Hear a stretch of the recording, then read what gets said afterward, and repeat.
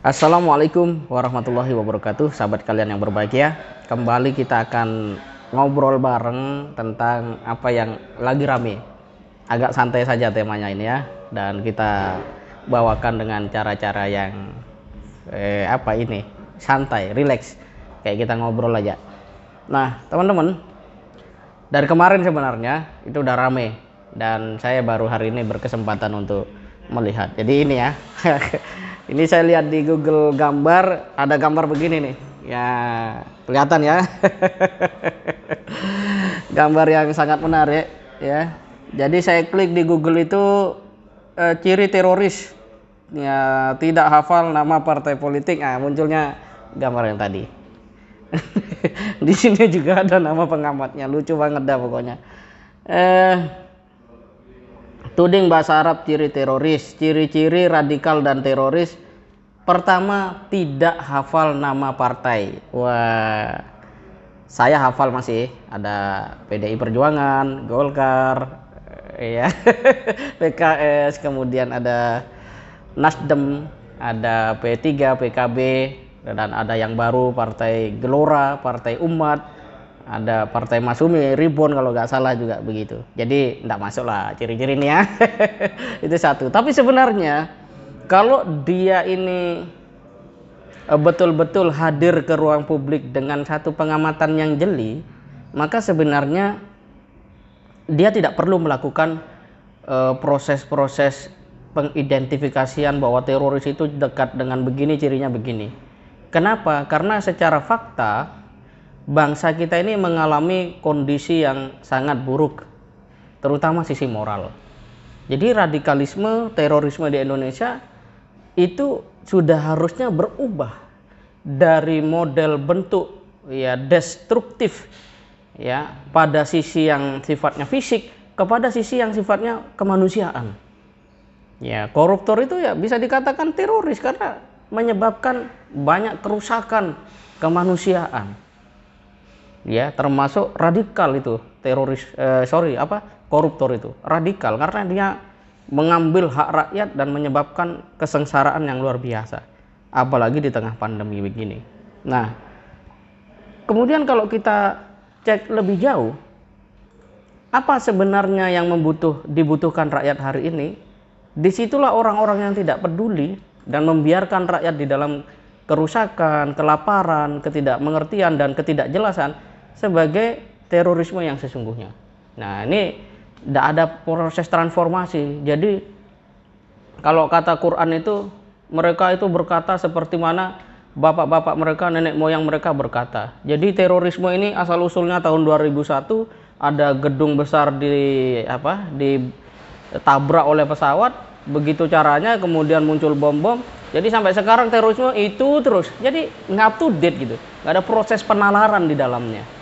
Ini yang pertama penting untuk kita catat.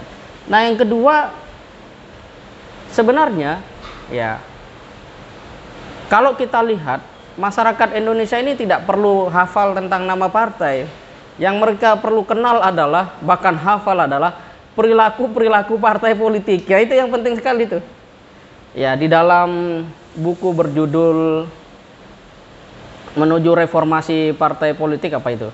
Ya, Reformasi Partai Politik kalau nggak salah judulnya, karya dari Samsudin Haris, peneliti LIPI, itu dikatakan bahwa partai politik di Indonesia bukan sekedar cenderung untuk dipimpin secara personal dan oligarkis, tapi sangat mendekati absolut. Jadi apa-apa tergantung ketua umum, pendiri partai dan sebagainya. Partai sebagai pilar demokrasi belum mampu bergerak secara institusional. Lebih jauh dari itu juga belum ada standar moral dan integritas. Itu catatannya Samsudin Haris. Jadi dengan demikian maka sebenarnya bagus juga kalau kita ambil pelajaran dari sini. Ya, daripada sekedar hafal nama partai, lebih baik dimengerti, dikenal bagaimana perilaku-perilaku partai politik itu. Nah, ini saya pikir penting untuk kemudian kita lakukan. Kemudian tidak pasang foto presiden dan wakil presiden. Di mana dulu dipasang? Kalau sekolah dipasang, tempat-tempat formal dipasang. Kalau di kamar tidur teman-teman dipasang nggak?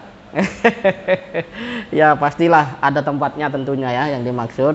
Jadi standar-standar seperti ini agak sulit untuk diterima secara common sense atau akal sehat begitu. Terus tidak mau mengenal nama-nama menteri. Kenal, terutama menteri-menteri yang ya tidak muncul, tidak jelas kinerjanya, atau muncul di publik tapi asal-asalan, itu pasti dikenal itu. Saking kenalnya sampai macam-macam julukannya itu ya. Waduh, bagaimana sih ibu ini ya. Kemudian menyebarkan bahasa Arab. Ini memang harus kita tertawa teman-teman. Kenapa? Karena semua kata kunci dalam Pancasila itu sumbernya bahasa Arab. Ya, coba kita lihat kemanusiaan yang adil dan beradab. Dari mana kata adil itu? Apa bahasa Jawanya adil? Bahasa Maduranya adil? Nggak ada. Bahasa Indonesianya adil? Nggak ada. Kapan Indonesia punya bahasa adil? Kapan kita semua mengerti kata adil? Ketika Islam datang ke Indonesia dan kata itu dipakai sebagai salah satu kata kunci di dalam Pancasila.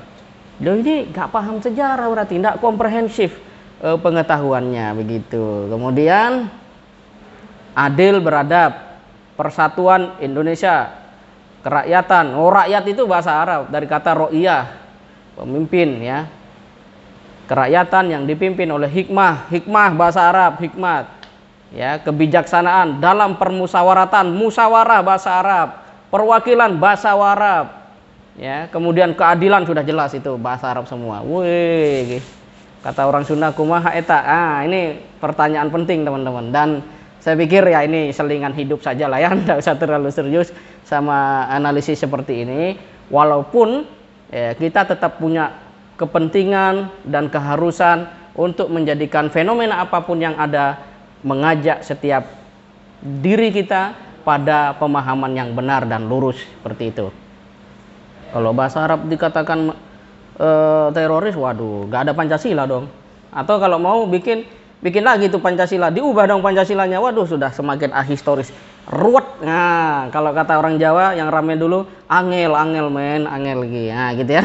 Tapi akhirnya ibu ini melakukan klarifikasi, ya alhamdulillah masih ada kesadaran. Kita doakan mudah-mudahan beliau menyadari dari hal ini untuk kemudian bisa lebih komprehensif lagi di dalam menyampaikan pernyataan di ruang-ruang publik. Dia katakan seperti ini. Sebagai umat Islam tentu saya tidak mungkin mengatakan Islam sebagai embrio terorisme. Ya. Saya sebagai muslim secara sadar sangat menghormati Islam sebagai agama saya. Ujarnya seperti dalam keterangan tertulis yang diterima Republika.co.id Rabu 8 September. Ya alhamdulillah mau klarifikasi. Walaupun sebagian teman yang agak istilahnya ya bikin statement aja dulu, nanti ada protes, klarifikasi gitu ya. Modelnya kayak gitu. Kemudian dia katakan, jadi saya tidak mungkin menuduh agama Islam sebagai embrio terorisme. Ya syukurlah, alhamdulillah. Hal ini yang saya utarakan pada webinar tersebut. Alhamdulillah ya, cocok lah. Artinya beliau sadar, dan dengan demikian maka beliau adalah tetap orang-orang yang penting untuk kita terima sebagai sahabat, sebagai bangsa Indonesia, dan tentu kita doakan juga mudah-mudahan terus di dalam kebaikan-kebaikan. Nah itu ya, sampai di sini saja teman-teman ulasan kita tentang satu yang lucu ya, satu hal yang menarik ya, anggaplah ini hiburan yang kita bawa untuk menjadi lebih cerdas. Prinsipnya bahasa Arab itu adalah bahasa Al-Quran. Di dalam bahasa Al-Quran, bahasa Arab terutama yang menjadi hukum-hukum Islam itu tidak ada yang negatif. Kalau ada ya orang itulah yang perlu diperbaiki ya, atau dilengkapi cara berpikirnya. Kemudian tidak hafal nama partai bukan berarti ciri teroris ya, apalagi kalau partainya memang belum ada. Yang jelas kalau partai korupsi banyak itu pasti orang ingat, itu pasti tahu oh partai A, partai B gitu. Apalagi kalau ketua umumnya ditangkap KPK, oh partai ini kenal semua orang. Jangan takutlah hafal kalau cuma nama partai-partai, apalagi yang begitu. Nah, yang belum dihafal oleh masyarakat adalah ini perilaku-perilaku partai politik dan politisi-politisi yang ada di dalamnya. Terus semangat di dalam kebaikan. Sampai jumpa di edisi yang akan datang. Assalamualaikum warahmatullahi wabarakatuh.